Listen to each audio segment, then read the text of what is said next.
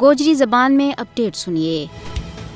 بھارت بین الاقوامی قوانین اور کنونشن کی سراسر خلاف ورزی کرنے والا ملک بن گیا۔ بھارت مقبوضہ جموں کشمیر کے بچ استثناء کے نال بین الاقوامی قوانین پیرا تلے مان رہی ہے۔ بھارتی فوج گزریا 77 سالوں دے مقبوضہ علاقہ کے بچ انسانی حقوق کا دجیاں اڑا رہی اور حق خود ارادیت کو مطالبہ کرن کے اوپر آزادی پسند کشمیریاں نہ ظالمانہ طریقہ دے تشدد اور ان کی بےزتی کرنو وطیرو بن گئی۔ بھارتی فوج، پیراملٹری فورسز اور پولیس اہلکاراں سمیت بھارتی مختلف ایجنسیاں نے ریاستی دہشت گردی اور ظلم و بربریت کی کاروائیاں کے دوران جنوری 1989 سے لے کے اس ویلا تک 96,383 کشمیریاں نے شہید کیے، جنہاں بچوں 7,370 دوران حراست یا جعلی مقابلہ کے بچ شہید کی ہوئی ہے۔ بھارتی فوجیاں، پیراملٹری فورسز اور پولیس اہلکاروں نے 11,265 خواتین کی بے حرمتی کی ہے اور 1,10,521 رہائشی مکانہ،